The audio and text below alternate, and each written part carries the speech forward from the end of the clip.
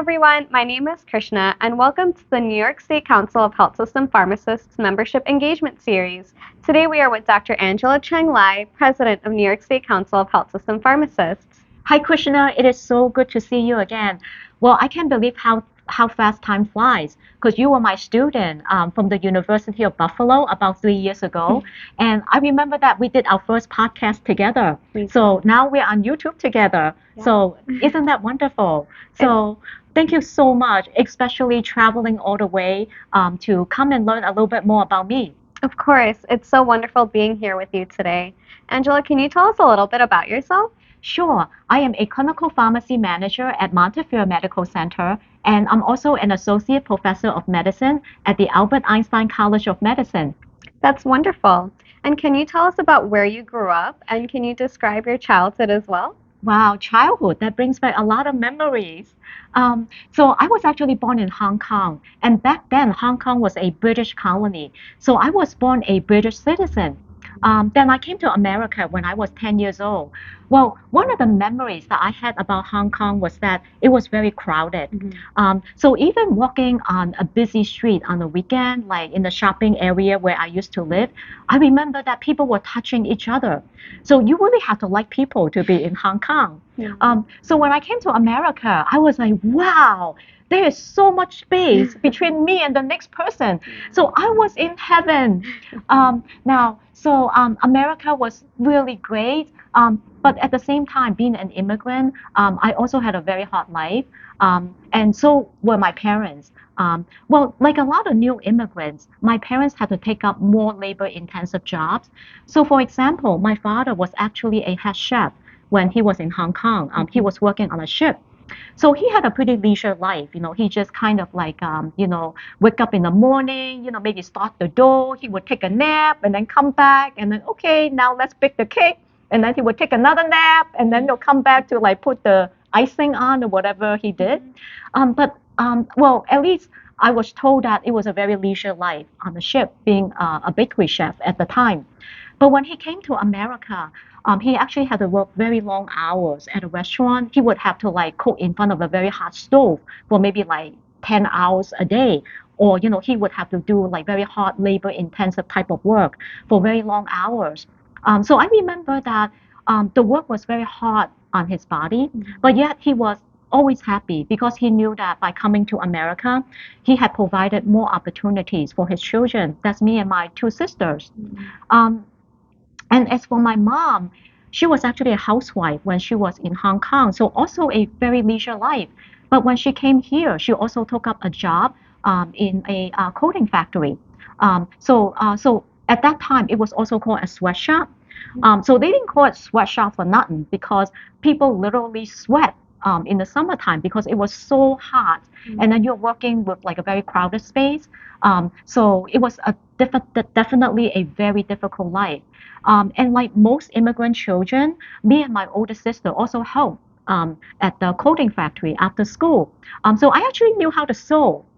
So until these days, whenever I go to shopping, like to Macy's or any shopping mall, I would be very interested in looking at the workmanship of the clothes because I could tell if something is sewn well or not well. So that was one of the things. But I guess in a way, the sad part at the time was that I couldn't hang out with my friends. There was like no cartoons to watch after school. I couldn't go home to watch like Tom and Jerry. I had to like go to work. So I remember like getting off school at 3 p.m. and then I would work at the factory until maybe like 7 p.m. and then go home to do homework. So growing up, we just like went to school and worked and went to school and worked. So it was kind of always working.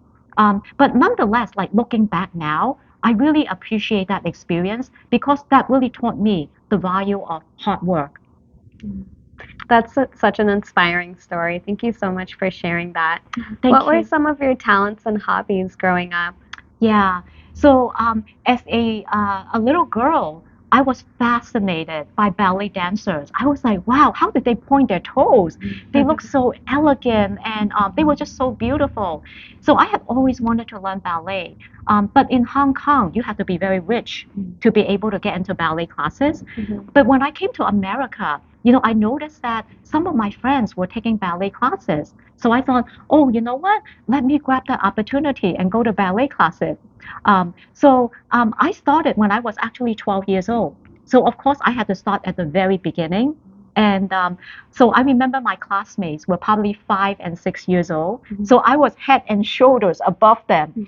Can you believe it? Now, I'm the, small one all the time, and other people are always head and shoulders above me. So yes, I was dancing ballet, happily as a 12 years old with the 5 and 6 years old. But luckily, I advanced very fast.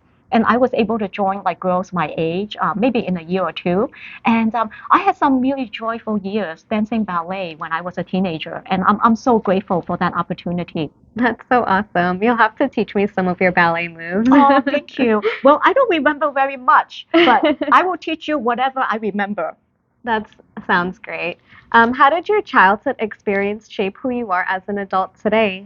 Wow, that's a great question.